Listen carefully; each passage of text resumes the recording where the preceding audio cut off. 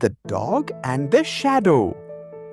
একদিন একটি ক্ষুধার্ত কুকুর একটি মাংসের টুকরো খুঁজে পেল। সে খুব খুশি হলো এবং মাংসটি তার মুখে শক্ত করে ধরে রাখল। সে কোথাও শান্ত জায়গায় গিয়ে এটি খেতে চাইল। সে হাঁটতে হাঁটতে একটি নদীর কাছে পৌঁছালো। সেখানে পানির ওপর একটি সরু সেতু ছিল। কুকুরটি সাবধানে সেতুর ওপর উঠল।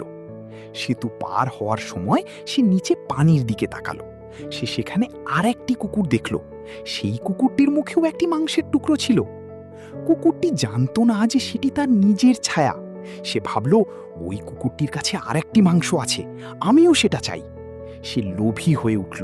সে অন্য কুকুরটিকে ঘেউ ঘেউ করতে মুখ খুলল, কিন্তু সে মুখ খোলার সঙ্গে সঙ্গেই তার নিজের মাংসটি পানিতে পড়ে গেল। ছপাত! মাংসটি চলে গেল। নদী সেটিকে ভাসিয়ে নিয়ে গেল। এখন কুকুরটির কিছুই রইল না।